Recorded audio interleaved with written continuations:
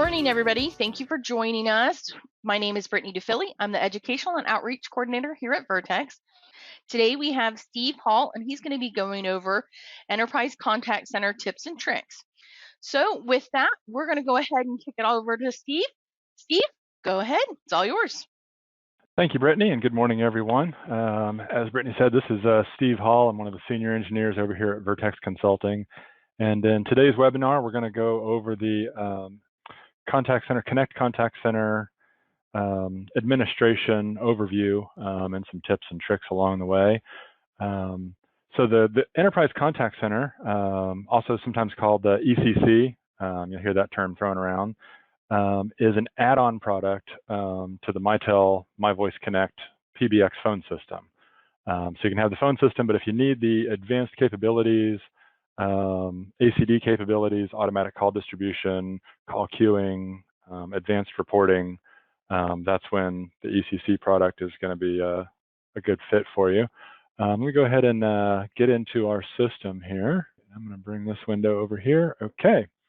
All right, so this is our contact center server here, and I'm going to pull up a browser, and we're going to log into the contact center director. There is some confusion about the URL for the Connect Contact Center director and the login. It's a little bit different whether you are actually on the server itself or you're connected via browser from like your own computer to the contact center. If you're on the server itself, there's a shortcut on the desktop for the contact center. This URL brings you to a login screen that only works if you're on the contact center server, and you can log in with this EA account, which if you're familiar with contact center, you've probably seen. It's a built-in admin account, but again, that only works if you're local on the contact center. That account does not work to log in from your browser from like your desktop computer connected remotely. If you're connected remotely, the URL is going to be, the name of your contact center server or IP address, :3000. You have to specify a port there, and then /CCD for the contact center director. And then you're going to log in with one of your supervisor accounts, which are typically going to be like your email address and your password for the phone system. So we're going to go ahead and log into ours here. All right, and the first thing it does, it brings you to the agents section. Right off the bat, I want to show a couple of navigation tools that they have in here. So up here in the right-hand corner, we have a couple of different options for how we're going to display the screen. The default one here is the list and details view. So we have a list of our agents, and then down below we have the details of whichever agent we have highlighted. So I can highlight someone else, obviously, and get their details if I need to check on things or make any changes about them. These other buttons up here, I can do the list only view. So I get a little bit bigger view of the list, but no details. This is handy if you're just kind of like checking names off, trying to make sure everybody's there and accounted for. But sometimes people have gone in here and it's been in this mode and they didn't know where the details went. The other option is we can go to the details only view. So then we get rid of the list and we only see the details of the agent that we had previously highlighted. So just be aware of those options. In some screens, it may make sense to go to the details view so you can get a little bit bigger view of the settings about that item that you're on. But I'm going to go back to the default list and details view here. Okay, so kind of the main heart of the contact center and the way this is used in most organizations is to route inbound calls to agents. There's several other things that it can do, and we'll touch on a little bit. But at the basic, it's going to take inbound calls and it's going to route them to an agent. And the way it does that is a call starts with an IRN, which is an internal routing number. It's like an extension number that brings the call into the contact center. And from there, we can start to make some decisions about what to do with it. It's going to typically hand the call off to a service, which is the next item up in the favorites window over here. A service is then going to look to a group to find someone to answer that call, and then eventually it's going to hand the call off to the agents. So I always like to look at these four items right here: the IRN, the service, the group, and the agent is kind of the heart, the core of the inbound call routing. And as long as you have those four items put together properly, then you have kind of a typical call flow. So starting with an IRN, we're going to take a look. So the IRNs all have a number here. This number that we create here actually corresponds to what's called a route point over on our Connect Contact Center PBX. And that's how the calls actually get from, an inbound call that comes into your phone system, the PBX, My Voice Connect, over to the contact center is via the IRN. So on the Connect Director side, we would come take a look over here at administration, features, call control, route points. Over here, they call them route points. And for example, we have one here called ECC Demo IRN. It's extension 2222. Couple of important things about that is we do have to make sure that this route point is created on the ECC server, on the server that's running the contact center application. So we've got that set. That's kind of the most important setting here on the PBX, is just having the extension number and it on the right server.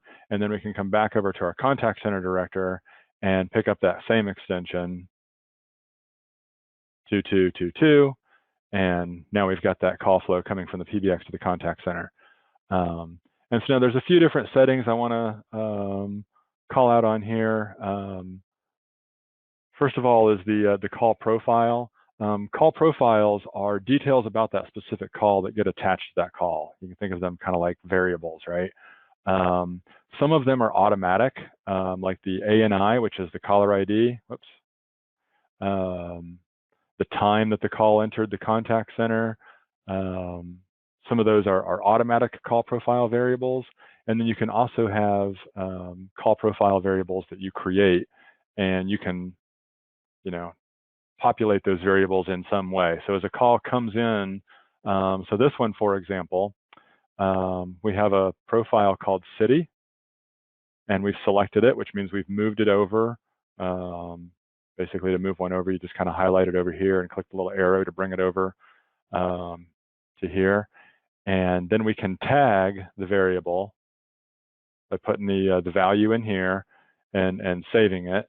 I don't want to do address right now, but in this IRN, we have a call profile called city, and we've pre-populated it with Gainesville. We have another one here called 2223, different extension, and this one has the same call profile called city, but in this time it's populated with Ocala. So in this case, we've got one phone number for Gainesville customers. We've got another phone number for Ocala customers, local numbers to make it easier for people to call us. And when they call in, we can actually tag what city they've called from. And then when that call moves through the contact center, we can do a few things. We can report on that later on. So we can say how many calls did we get, on our Gainesville number versus our Ocala number. We can also provide that information to our agents. So when the call pops up on their screen, it can tell them that this is a call from Gainesville or a call from Ocala, so they can answer the call differently. This works in a lot of organizations that maybe have different brands that they're representing in their contact center. So that's one way to accomplish that.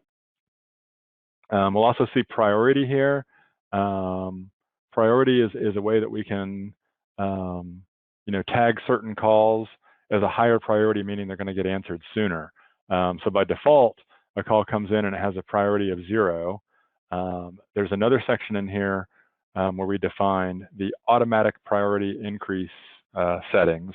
And by default, the priority of a call goes up by 1 every, I think it's 5 seconds by default. And that priority increases and increases, and it makes the call a higher priority call. The longer it's been waiting, it should get answered. But if you have a instance where you need to prioritize a specific call, maybe it's, certain customers are given a certain phone number to call, or with the contact center, we can also do some database integration. So you could potentially, on an inbound call, you could look at their caller ID, and then you could use that caller ID to search a, customer database that you have. And, if they match a certain criteria in that database, then we could increase the priority of that call. So that's something that we can do at the IRN level. Typically is when you want to handle, priority. DNS is just another variable that we can use for reporting, essentially. There's also some targets here, ASA target, average speed of answer. What do we want to get out of this? It's kind of, as it says, a target, so that when we run reports later, we can get a grade on how well we did against that kind of self-imposed target that we set. We also have what's called a short calls threshold. When we're running reports later on, we don't, in this case, we've got it set to 5 seconds. We don't want to see anything about calls that are under 5 seconds, or we want a count of those calls, because maybe, maybe someone's trying to make it look like they've answered more calls than they have by, getting those calls over really, really fast. So we want to set a threshold for short calls to alert us that that's happening, or maybe not count them if we're talking about like abandoned calls, because sometimes abandoned calls don't want to be accounted for if they've only waited a couple seconds. Maybe they realize they called the wrong number or something. Max ACD talk time, again, 120 seconds is probably a little short, but we want to be able to run a report and kind of get a flag of calls that go over a certain amount of talk time. We think the calls should be handled in, however many minutes.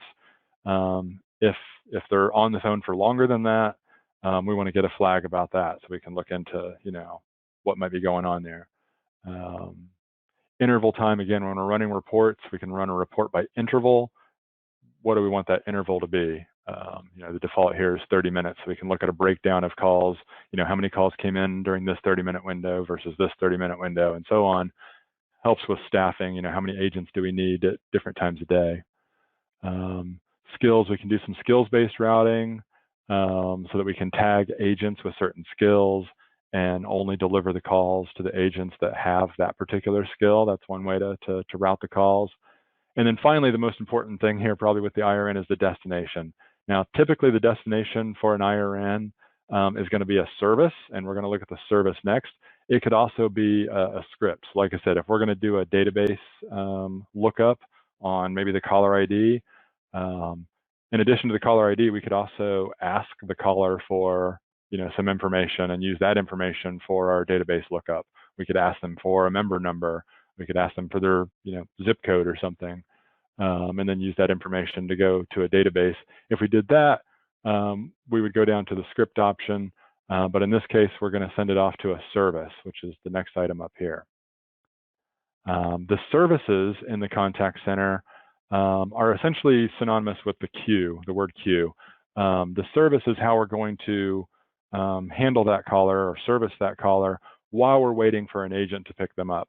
So we're going to give them some messages in queue, let them know, kind of what's going on. We're going to decide, what agent we're going to find for them. So let's look through the settings here. So we're going to go to our ECC demo here.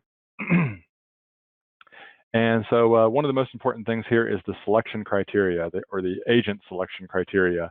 So what agent are we going to look for to answer this call? The most common is longest idle. That's kind of the most fair. Whichever agent has had the most downtime is going to get the next call. You can also do terminal, where it's going to move through that group kind of from top to bottom with every call, which means the agents near the top of that list are going to get way more calls than the agents at the bottom of that list. Circular just kind of goes through that list in a circular fashion. So the first call goes to the first agent, second call goes to the second agent, and so on. You end up with an even distribution of the number of calls, but not really an even distribution of the talk time like you would get with longest idle. Or if you're doing skills-based routing, you would select the best skills fit there. Capabilities, by default, we're talking about inbound call routing, so we don't need anything here. If we're using chat, we can enable chat, and then we have an option as to whether or not a chat can interrupt a voice interaction, or a voice call could interrupt a chat interaction, so that your agents can kind of flip back and forth between handling a live voice call versus a chat. Timers, we have wrap-up time. So at the end of a call, when a call comes through this service and it's delivered to our agent, at the end of that call, the agent's going to be given a little bit of wrap-up time to like finish up any notes that they need to do, maybe catch the breath, whatever, before the next call is presented to them if there are more calls waiting in the queue.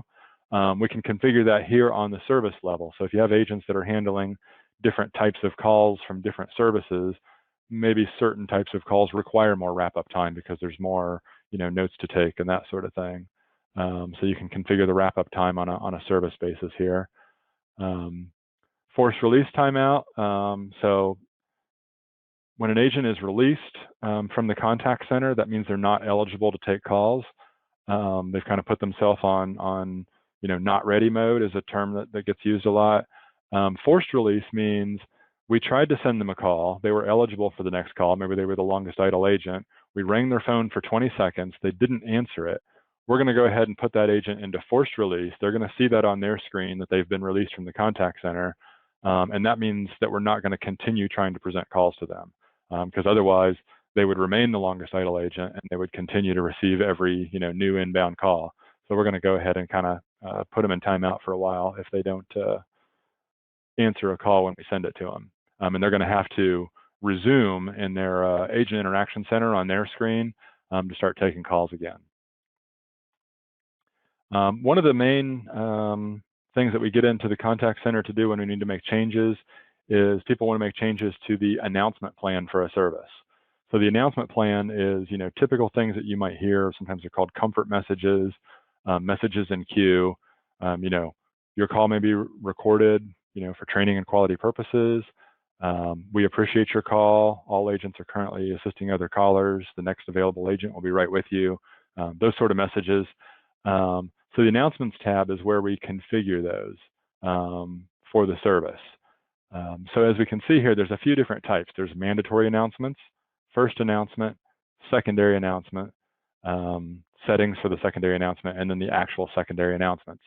So the way this works, I'm going to scroll down here so we can get a better view of this. A mandatory announcement is just that. It's mandatory. So every call that comes into the service is going to hear this announcement. Even if there are agents idle and waiting for that call, we're going to go ahead and play the mandatory announcement. So this is a good place to put any, required messages that you want to make sure everyone hears, such as, your call may be recorded. We can go ahead and make sure that we play that message to the caller before we try to find an available agent. Once the mandatory announcement plays, then we're going to look for an available agent. If there is no available agent, then we're going to play the first announcement. So the first announcement, obviously we have to check the box to enable it, hit the drop down, and we can choose from the announcements that we have created. There's another screen I'll show you here where we create those. And we can choose, what do we want to do? We have some different options like announce wait time. We can tell them what the average wait time is or what the expected wait time is. We have a sample first announcement. I can go ahead and put that in place. That's typically where you're going to say, all agents are assisting other callers. Please stay on the line, and your call will be answered in the order it was received. Something like that. And then we have the timers here as well. So the timers engage once that announcement is played, and typically there's a WAV file attached to that. So after the WAV file is played, which of course the WAV file is variable. It could be a 10-second WAV file, 30-second WAV file. Once that WAV file completes, then this timer starts. And so you can't just necessarily add up 30 seconds, and know that that call's been in the queue for a minute, because you also kind of have to account for the time of the WAV file playing if you're really trying to time these out and get them to hit at the times that you want. So just keep that in mind here. And so what would happen in this particular, on the settings we have on the screen here, the mandatory amounts that would play, at the end of that WAV file, we'd wait 30 seconds. Then we would come down to the first announcement, and we would play this WAV file that's contained here. We'd wait another 30 seconds, and then we would come down to the secondary announcements. Right here, well, I have to enable it for that to be true. So once those are enabled, then we're going to go through the secondary announcements. So we're going to play, again, this says sample first announcement. We're going to play this, and then we're going to wait 25 seconds, or the value you can see out here to the right, because each of these we can change that value for. Next one is we're going to play the announce wait time, and then 15 seconds after we're done announcing the wait time, we're going to move to the sample secondary announcement. And then we're going to come up here and we're going to look at these secondary announcement settings and what the cycle settings are here. So we have cycle all. So what that means is we're going to cycle through the secondary announcements. We're not going to go back and play the mandatory or the first, but we're going to cycle through the secondary announcements until that call is answered or we do something else with that call. You can also just choose to cycle the last announcement. So in that case, the one that says sample secondary announcement here will just play repeatedly every 45 seconds. Or you can say no cycle. Once we've gone through the list of announcements, they're just going to hear the music and cue that we have until they get answered. Next setting we have for our service here is the destination. Typically, the destination is going to be a group of agents, and that's how we're going to look to find someone to answer this call. So we're going to look to a group here called ECC demo to find an agent in that group that can take this call. We can do different shifts. We can send it to different groups at different times if we need to, but typically a destination for our service is going to be a group of agents who are designated to handle that type of call. We do have a couple of tabs here that sometimes get confused. We have overflow and interflow, and so I want to talk about kind of both of those at the same time. Overflow is a call comes into the queue, and we're looking for an agent in our ECC group here, but after a certain period of time, we have decided that we also want to maybe have another group have a chance to answer this call. So if the call's been waiting for, let's say, 60 seconds, waiting for an agent to become available in our primary destination, but no agent has become available, we can say, okay, let's bring in the people from this Mitel team to also be eligible agents to take that call. So we're still going to look if let's say all these Mitel team agents are also tied up on a call, and so 60 seconds has passed. We're really looking for an agent now from both groups. We're looking for somebody from the Mitel team, and we're still looking for somebody to become available from the ECC demo team in this overflow. And then maybe at a certain period, we even want to, we're going to bring in the sales team here at 120 seconds. So after 120 seconds, we're going to be looking to 3 different groups to find an agent to answer that call. So we keep expanding the number of agents that are eligible to take this call to try to find somebody as the time goes up. So that's what overflow does. The nice thing about the overflow is it's still, the call is still contained by this service. So we can, keep the statistics, the wait time, how long that call's been waiting, what order the call came in, all that sort of stuff is maintained because the call is still contained within the service. Interflow is different. Interflow says at a certain time period, we're kind of going to throw in the towel on this call and we're going to send it somewhere else. We can send it to a mailbox is one common destination when we invoke interflow. Another option is to send it to maybe a third-party call center. Some organizations have, kind of a backup call center that they can bounce calls to if they're being overloaded with calls, and we can send it to that destination. But at that time, the call is going to leave this service and we're going to send it somewhere else. Typically, that's going to be, we're going to use the option for device here, and we're going to send it to an extension number on our PBX. And that extension number could be a mailbox. That extension number could be a route point that forwards to an offsite number. We do have some other options here. We could send it to a different service. We could send it to a script to give them some different, maybe a menu of options.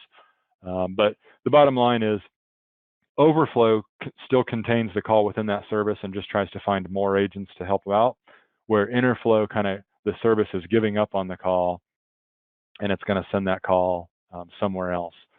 You see the option here for predictive interflow. We do get quite a few questions about that one. Predictive interflow, so if we do have interflow enabled here at 120 seconds, we're going to send this call to, maybe this is a mailbox or something. Predictive interflow says, the contact center knows what's going on. It knows how many agents are logged in. It knows what the, average wait time and average talk time of these calls is. And it can look at a new call that's coming into the queue and say, based on the number of calls I already have, based on the number of agents that are logged in, it looks like this call is going to take more than 120 seconds to get answered.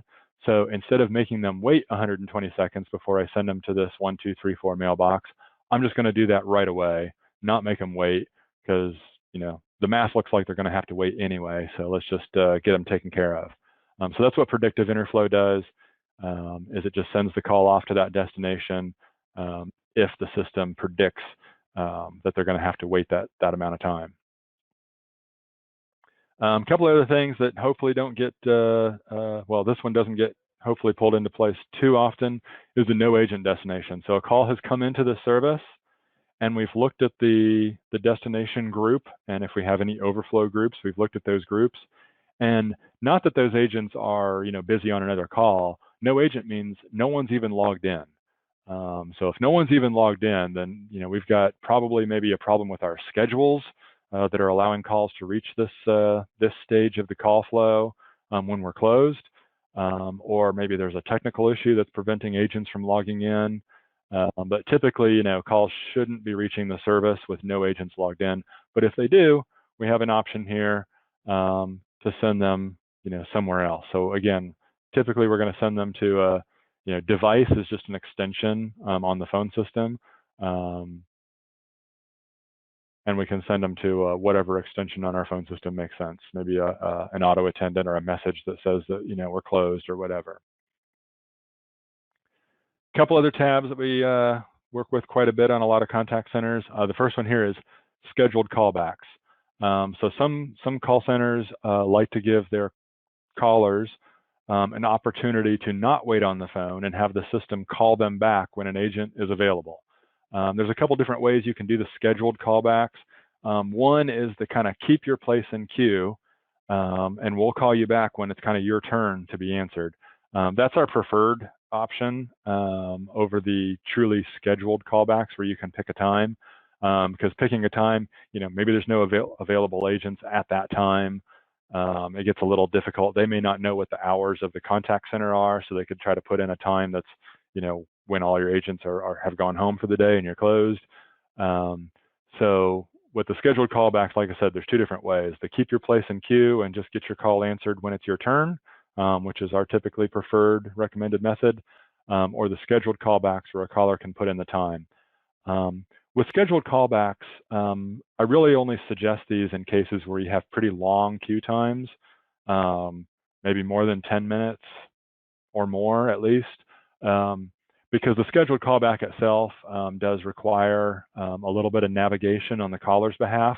So the way a scheduled callback works is back at the announcement plan tab here, we're going to give them an option. So let's say, we've given them their mandatory announcement.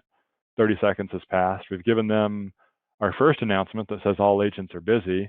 30 seconds has passed. Now we want to come up here and give them a callback announcement. So because we have to, we have to let them know that that callback is available, and we do that here with our announcements.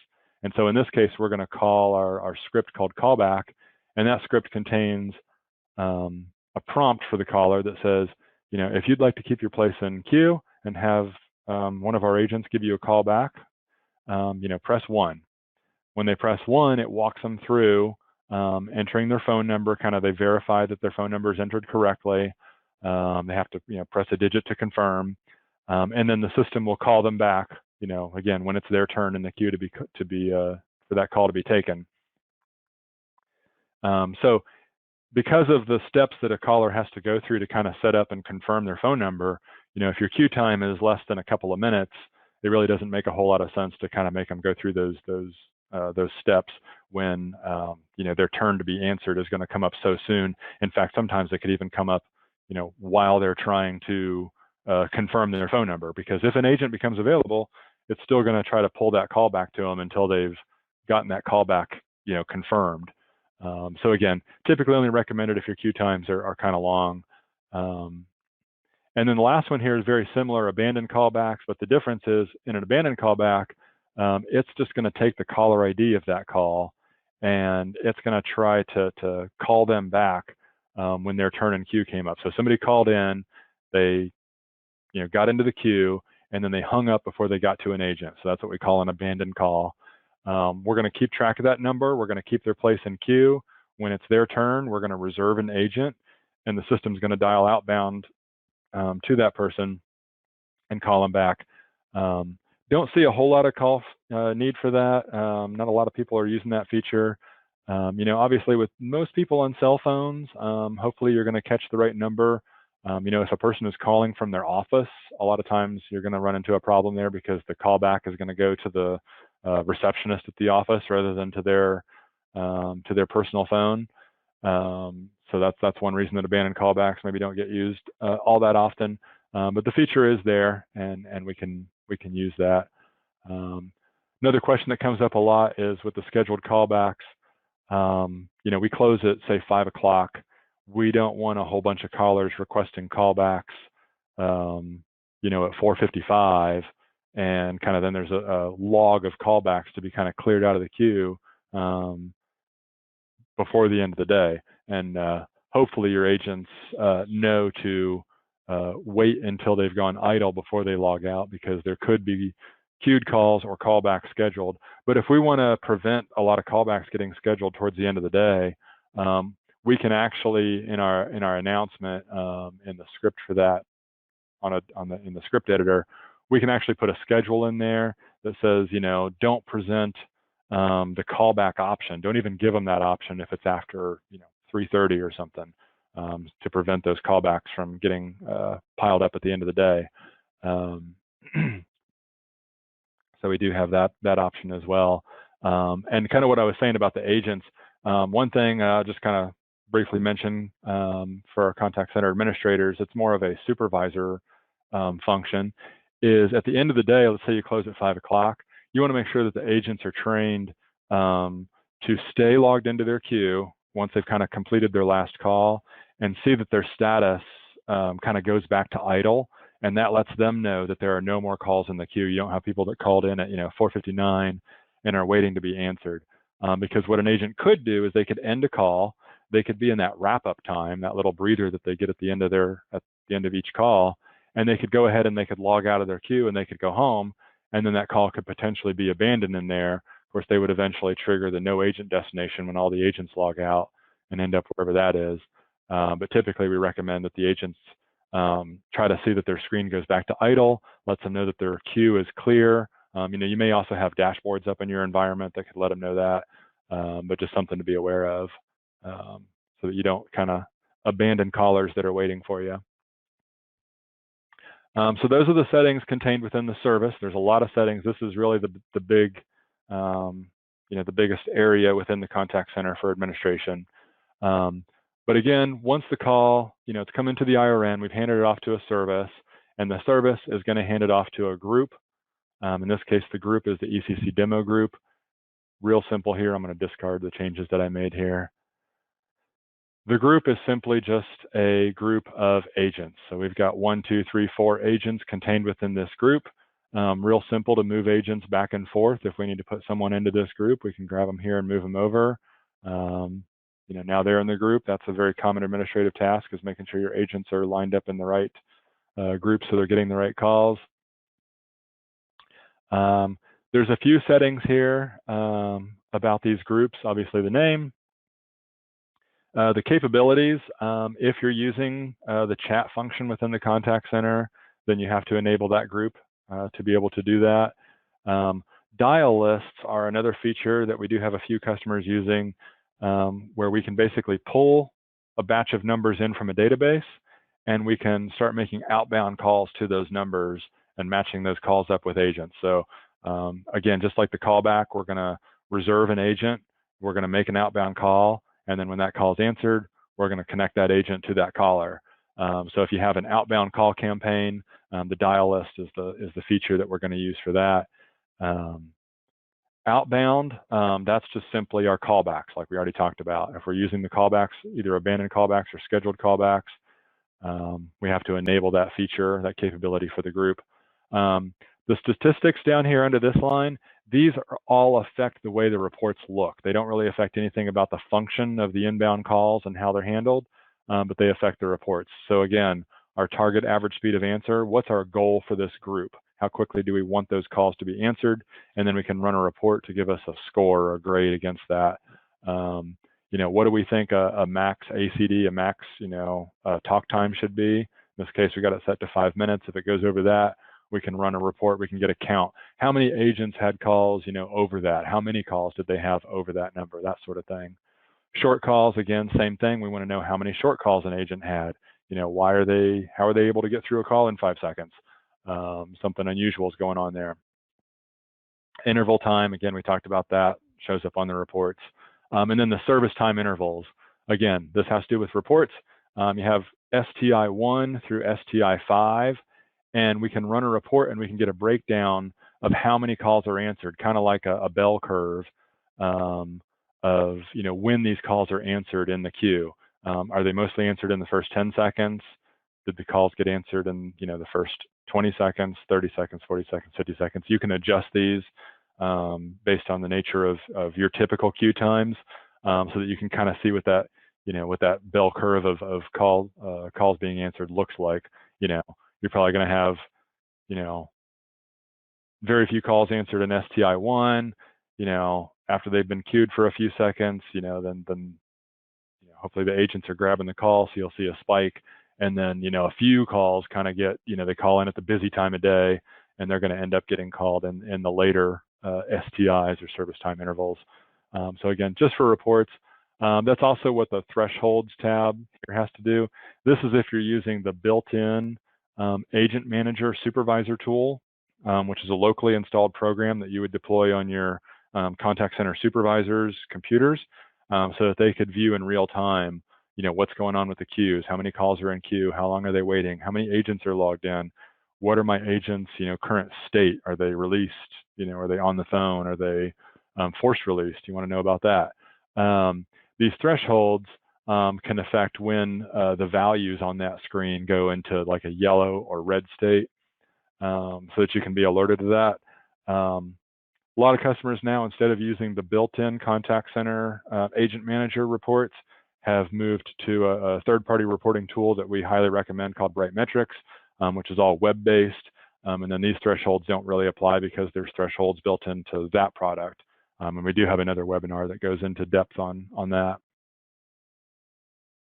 And then staffing, if you're using this, basically the staffing allows you, again, to run a report to show, how many agents do you think you're going to need. So you'd have to kind of look at some historical reports and then come in here and you can kind of fill in the values for, how many agents do you think you need on these different days. And then it can kind of give you a calendar to help you, plan your scheduling for your agents, according to that. Once we have sent the call, from the IRN to the service, and now we're at the group level, we're going to look for one of our agents. And so that moves us to the top item here in our favorites category, which is our agents. And this is where we actually, create the agent accounts. And we'll take a look at some of the settings that apply to them. Let me find my own agent account in here. Here we are. So the agent name, obviously, that's kind of whatever you want to put there is fine to identify that agent. The agent username, this is a very important field because this has to match exactly the client user ID on the PBX side. Because as you notice, there is no password field on this screen, and that's because the contact center uses integrated authentication with the PBX. So on the PBX on your user screen, you have your users created with a client username and password. And that's how they log into the Connect client software.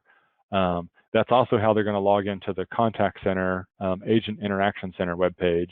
And so the username in the PBX and the username on the Contact Center have to match exactly. Usually when I'm creating a user, I like to just cut and paste. That way I make sure I've got it exactly correct. So I'll go to the PBX and I'll copy that username. I'll bring it over here and paste it. Moving down, we have the agent ID. That's just an ID number, again, used for reports. It's used in the database. It's just the number tied to that agent. It's not their extension number of their telephone. That's actually the next field down, the agent extension. What telephone do they sit at? In a lot of cases, we can set these up to match. In some cases, maybe a contact center does what's called hot desking, where the agents just kind of come in and grab whatever seat's available. In that case, we can actually leave this field blank. And when they log in to the Agent Interaction Center to start taking calls, it's going to prompt them for their extension. So they can look over at the phone and they can type in the extension of the phone they're sitting at today. If we leave that blank, they'll be prompted for that every time they log into the contact center. Class of service. There's a lot of settings under class of service that affect kind of what the agent can do and what their screen looks like when they're logged in. So some of the things we can do, we can provide some information to the agent. And we do have another webinar called Enhancing the Agent Experience that goes through all the different variables of information we can present to the agents in our contact center. But at a high level, we can show them, how many calls are in queue, what's the average wait time, things that they can use to maybe decide if it's a good time for a break or not.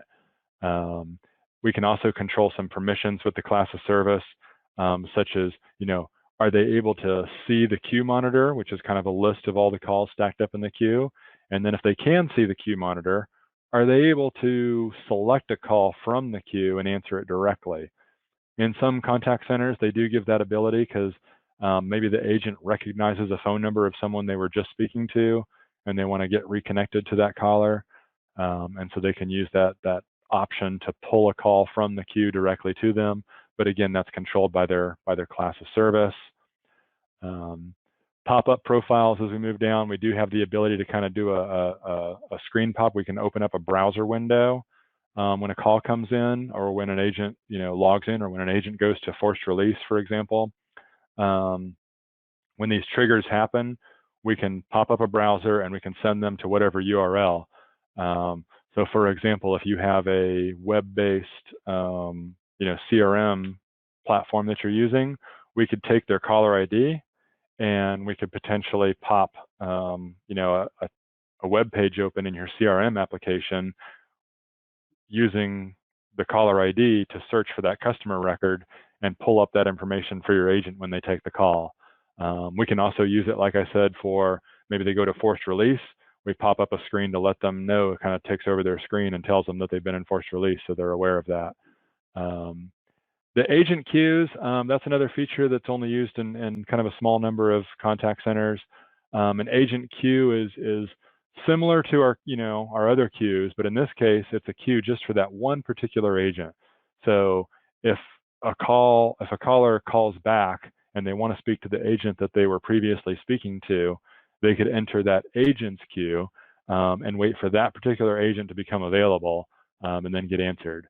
And again, there's options for if that agent's no longer available, we can send them somewhere else, but that's what the agent queues are. Email agent queue, same thing if you're using email. The email address field, again, also ties to that if you're using the email contact center media type. So you've got voice, inbound voice, that's what most of us are using contact center for. Chat, we mentioned. We can also use the contact center to distribute emails to agents to be answered.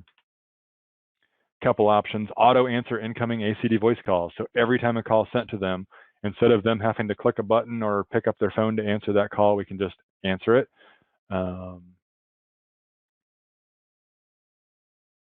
Enable a CRM user, again, if you're using that. And then, forced wrap up. Do we want to make sure that they stay in wrap up time, or do they have the ability to kind of end the wrap up time early and jump back in the queue? Queue handling. So an agent, you can see that I'm an agent here and I'm in 2 groups. Under this column, I'm assigned to 2 groups. If I have calls waiting in both groups, how do I want to look at those groups to decide what call to answer? If I do group list order, it's simply going to look at the order. So it's going to go to this group and then this group. It's going to look for any calls in test before it looks for any calls in the ECC demo. All groups looks at all groups kind of equally, and typically looks for the call with the highest, in this case, the highest priority or the longest wait time are the 2 kind of most common options there. Or we can look at the group. We talked about that target service factor or the target average speed of answer.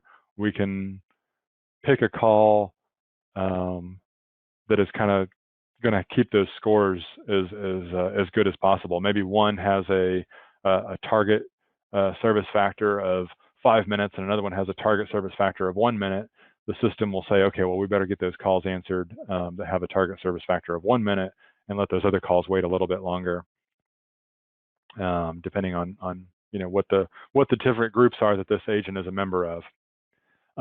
Once we've decided what group we're going to pull a call from, then we have to pick that specific call out of that group that we want to answer first. Do we want to use priority? So again, if you're using some sort of priority routing for different types of calls, maybe they called in a specific phone number, or you did a database lookup, and we've increased the priority of certain calls. We want to make sure that our agents are selecting the calls based on that priority, that they're respecting that value that we've created. The default is longest wait time. If you're not doing anything special with priority, you just want to answer the calls that have been waiting the longest. And again, if you're using skills-based routing, then you're going to want to look at that. Groups, so we looked at groups and how to put agents in and out of groups earlier. You can also go to the agents and put them into the groups from the agent page. So kind of same, whether you do it from the agent page or the group page. And then finally, again, skills, if you're using skills-based routing, you're going to have to tag this agent with the skills that they have so that they're eligible to take those calls. Again, we do have a very detailed webinar that goes into all the considerations of setting up skills-based routing. If you're interested, you can check out our YouTube channel for that. Couple other things I wanted to touch on while we're looking at this, because they've come up for some of our customers. In addition to our IRNs, we also have IVRs. IVR ports, these are also route points on the PBX, but unlike an IRN is something that takes the call and routes it to our service, and that's kind of what we've been talking about for the majority of this webinar. The IVR port is kind of what's going to hold each individual call while they're waiting. These are the actual parking spots for every call. Each call gets assigned, an IVR port to play them a message. So when we've said we're going to play them the message that says your call may be recorded, we're going to call an IVR port or a route point on the contact center, or route point on the PBX to play that WAV file for them. So you want to make sure you have enough of these to service all the calls that you may potentially have in your queue. So I can see here under IVR ports, I have 10 of them built on my contact center. And that's going to be sufficient for the highest number of calls that we're going to have in queue. These are also licensed, so you want to make sure that you come down here and take a look at your license keys and look at how many IVR ports you're licensed for. We're licensed for 10. We have 10 created, so we're good there. If you run out of IVR ports, you're going to end up in situations where calls are coming into your contact center and they're not getting the music in queue, the messages in queue that you expect. They're kind of going to hear nothing, which creates problems. Maybe they think that their call got, lost or hung up on or something like that. So you want to make sure that as your contact center grows, if you're a growing business, if you're adding more lines especially, that's a good time to look at that. You're adding more phone lines, more PRIs, more SIP channels to your phone system, then you might end up with having more calls in queue. Or if you're getting much busier and calls are waiting longer to be answered, you might have a need for more IVR ports. And so that's something to keep an eye on to make sure that you do have enough IVR ports to service the number of calls that you think you may have waiting in queue.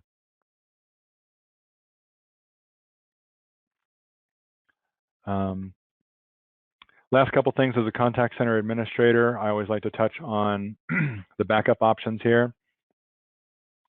So one of the things that's highly recommended before I talk about the backup on the page here is if you're using like a virtual environment, Hyper-V, VMware, you can utilize snapshots or some sort of image-based backup to take a backup of the entire contact center server, because there's several different components to the contact center, and having an entire backup of the entire server image is definitely going to be probably the fastest restore option.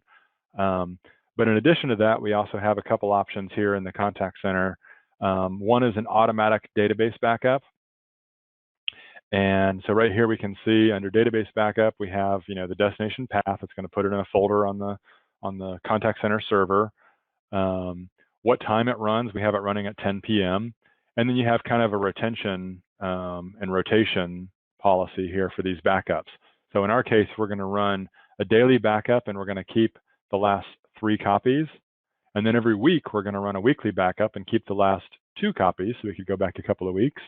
and then we're going to run a monthly backup, and we're going to keep, again, 2 copies of that, so we could go back up to a couple of months in our rotation. And then down here, we can see the results of those recent backups and make sure that they all show success.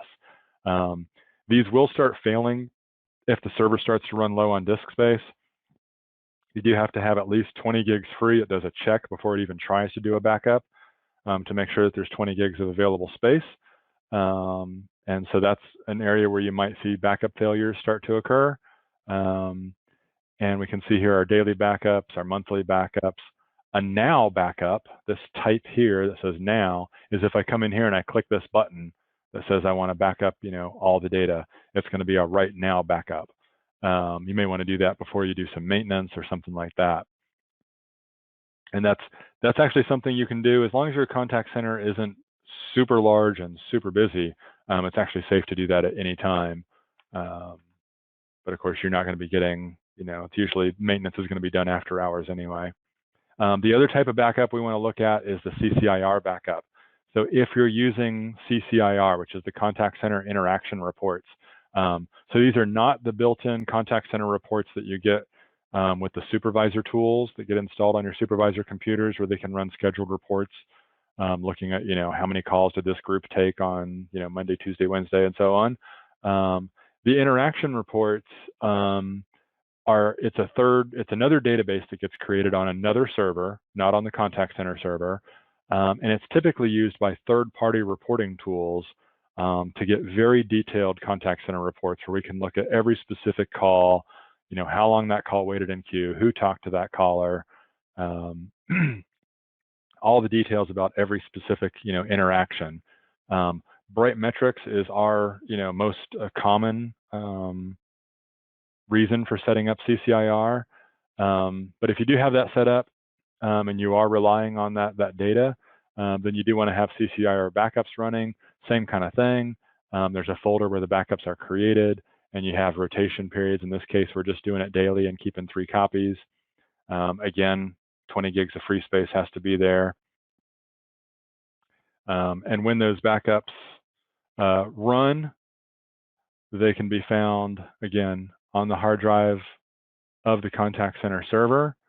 We can go in here. The typical install path is under, program files x86 and ShoreTel. And then under here we have the contact center server.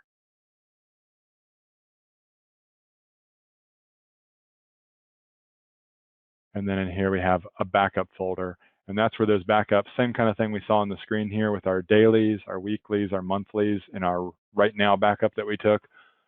We see folders in here that have a backup of that database file. So that's all the settings that are configured in the contact center director, as well as the reporting data for the built-in contact center reports are contained within that SQL file. In addition to that, though, if you're backing up your contact center server, you do have to make sure that you also grab, very specifically, the IVR folder is a very important one. IVR folder here under this folder structure. You have to drill in through the 0 IVR folder. And here is where all the WAV files are contained. So if you've created those custom announcements, your call may be recorded, if you'd like to set up a callback and so on, those WAV files are going to be found under this folder structure. There's a couple other key files that we have to have for settings. So really you need this entire contact center server folder ideally for a backup, which is why we always recommend taking an entire server backup to make sure you've got everything.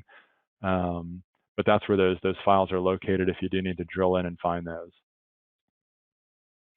And then we're almost at the top of the hour. So the very last thing I'd like to say is, if you want to go a little bit further, there are really 2 guides that cover everything about the contact center that you may want to know. Those 2 guides are, one, we have the Mitel My Voice Connect Contact Center Installation Guide available out on the Mitel's website. I always like to go to the website to get the most recent version of the guide. Installation guide hopefully is not one that you need to reference a whole lot because typically we're going to help you get your contact center set up and running. The administration guide is the one that typically has information about the type of things we've been covering today, how to get in and configure your services and your agents and your groups and your class of service, as well as those announcements that we talked about. So yeah, this is a very good reference for that, again, available out on the Mitel website. And that was everything I had for you today to cover. Again, there's a lot of other subtopics within the contact center, and we do have many other of these webinars that have been recorded and are set up on our YouTube channel. So definitely go check those out if you want to get some more information. Otherwise, if you have any questions, I'll stick around for a few minutes. And if not, you guys have a great day. Looks like everybody's jumping off, so we probably don't have any questions. So again, we appreciate everybody joining us today. Thank you, Steve, and we will see everybody next month for a end user training. Talk to you then. Bye, everybody.